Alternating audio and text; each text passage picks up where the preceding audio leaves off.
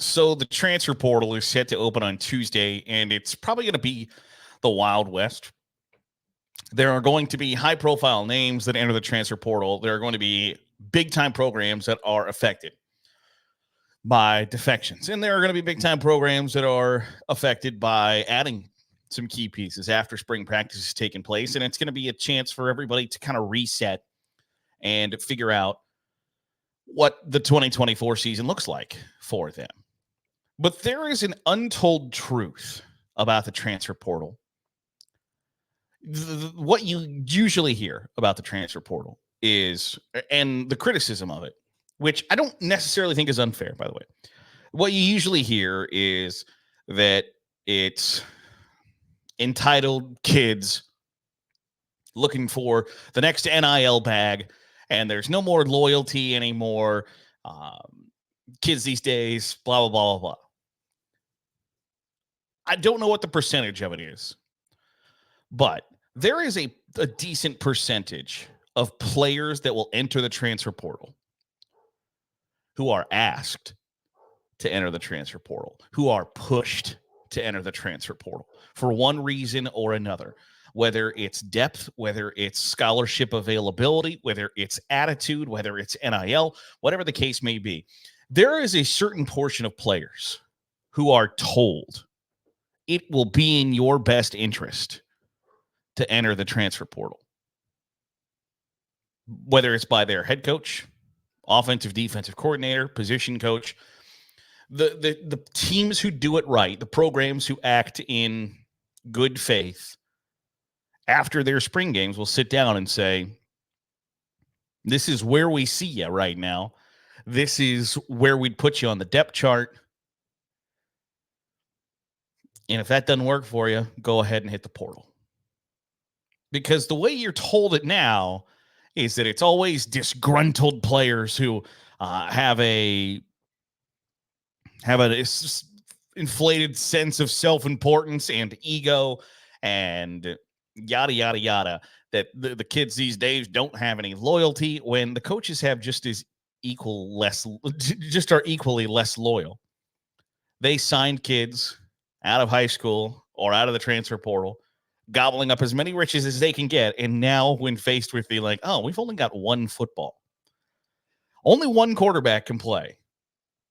Only 3 or 4 wide receivers can play. Only 5 offensive linemen can play. And now we're in trouble. It's just a fact of college sports today is that happens. Coaches will say, and I said earlier, coaches will say it will be in your best interest to hit the transfer portal. There are other players and other coaches who will just flat out say, you need to enter the transfer portal. You are not welcome back here. We do not want you. Please don't come back. Please enter the transfer portal. And then when those kids will do that, in the press conference, they'll say, well, it's unfortunate that so-and-so decided that they were going to join another program or that it wasn't the right fit here or there, or whatever the case may be. But that's the verifiable fact is that there are kids who, and there's no real good way for somebody who has been asked to hit the transfer portal to say, I've been asked to hit the transfer portal. You look pretty bad if you're like, yeah, the coach has asked me to get in the portal and get out of here. Because it's generally not a positive thing. Very rarely is it a, like, you know what, son, we think you can play at a better level than what you're playing. Like, you could play in the Power 5 when you're playing in a group of, like, that just doesn't happen. It's generally you're not good enough to play here, or there's off the field stuff, or whatever the case may be. It's very rarely a positive when somebody is asked to hit the transfer portal, or in some cases told to hit the transfer portal.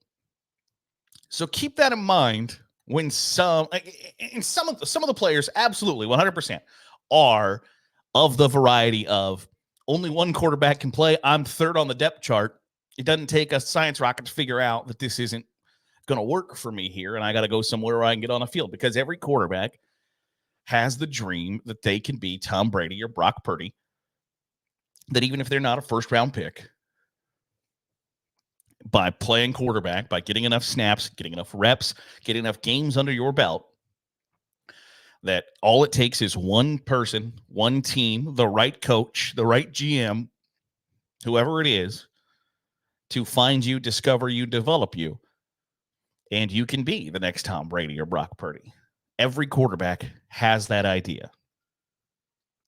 And if the whole point of sacrificing your entire college social life and all the fun you could have had to get up at 5 o'clock in the morning to go lift weights and run and break down film and do all the things that it requires to be a really good college football player, if you're going to do all those things, the benefit is then I want to play. I want to be on the field.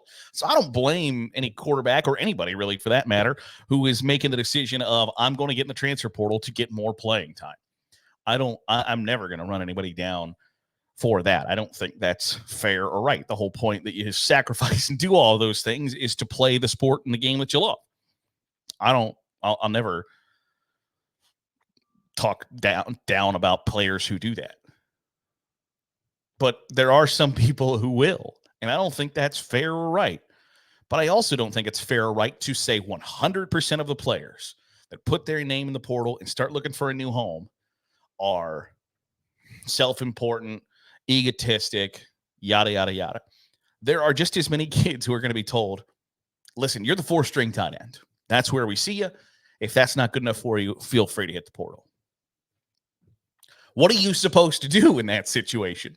What's the only logical thought process? The only logical next step is when a coach, a position coach, coordinator, head coach tells you, I mean, yeah, there is a place for you on the team.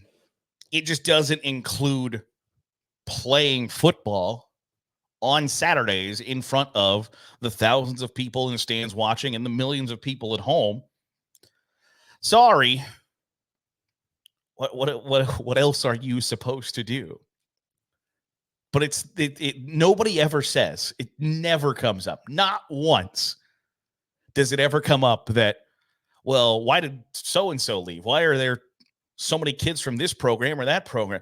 Well, because the coaches told them to get in the portal. The coaches told them, you're not going to play here. You're not good enough. You don't have the right attitude. You're not doing, maybe you don't fit the scheme, whatever the case may be.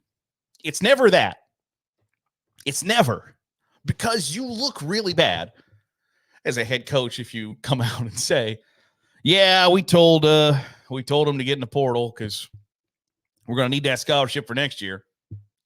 Because at the end of the day, are they college kids still kind of figuring out? And the idea and the culture of college sports is we're putting all of our faith and trust into position coach, coordinator, head coach to help guide these young men make better career decisions and become better citizens, better fathers, better brothers, better husbands, better sons. Yes, that is kind of the idea in the back of a lot of people's minds when it comes to choosing a school, guiding a program, etc. Whether that's still fair or accurate in 2024 depends on the program, depends on the person. But that's what the overarching idea is that your job as a college coach, and the reason you're supposed to love college more than the NFL is because there's a personal relationship aspect to it rather than a transactional football relationship. You're supposed to be invested in the young people, yada, yada, yada. Whether that's still the case or not, I don't know. But that's the consensus. That's the perception of the sport is you're kind of an advisor to these young people. And if that's the case, people aren't going to look kindly upon the idea of like, yeah, so I brought him here. We didn't really play him, didn't develop him, and then just kind of figured, you know what, this isn't really worth it for us anymore, so you should go. It's a real harsh way to look at it because for so long we've avoided the talk and avoided the idea that college football is a big business and treated it sort of like the patty cake, sunshine, roses, unicorn, rainbows, and daisies that, oh, it's really about student athlete development. And it's about it, like even maybe the group of 5 level. Sure it is. It's about getting a free education. At the Power 4 level, it's about winning games, making money, and putting dudes in the NFL so you can keep winning games and making money. And nobody wants to confront that fact. So you avoid the idea that this is a transactional relationship where you can be cut, where you could be ushered to the transfer portal, where you can be told, hey, you can stay, but if you do stay, I'm going to make your life live in hell until you leave. Nobody wants it to get to that point, so players enter the transfer portal. But it's real and it happens. Whether you think that's okay or not is a different discussion for a different day, and it's one we could have if you want to, because I think it depends on a lot of different factors. But there are a lot of different factors for why players enter the transfer portal, and it's not strictly because they're disgruntled, because they're disloyal, because they're looking for more NIL money. There are just as many players who get told, like, hey, if you want to be anything other than fourth string running back and a gunner on the punt team, you're gonna have to go somewhere else to do it. And what are you supposed to do when you're told that, other than what's asked of you? You hit the transfer portal. And I think you'll see a lot of that when it opens up on Tuesday. That'll do it for today's episode of the Daily Huddle. I appreciate you making us a part of your day, however it is, wherever it is you're doing so. If you are watching on YouTube, hit the subscribe button. Make sure you're getting all the great college football content that we're pumping out here on Saturday Glory. If you are listening to the podcast feed, drop a 5-star review. It goes a long way in helping out the channel. I will see you tomorrow for another episode of the Daily Huddle here on Saturday Glory.